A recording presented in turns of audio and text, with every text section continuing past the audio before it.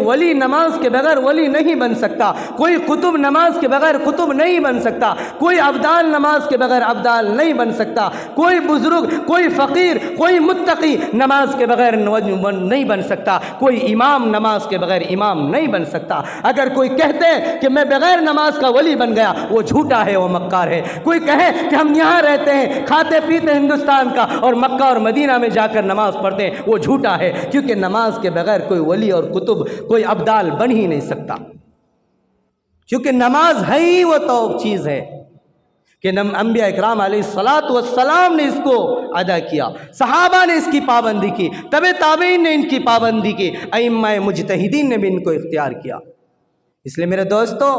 نماز سے ہی انسان کے مقام و مرتبے کو بلندی ملتی ہے، نماز سے انسان اعلیٰ اور عرفہ مقام پر پہنچ سکتا ہے، نماز سے یہ فیصلہ ہوتا ہے کون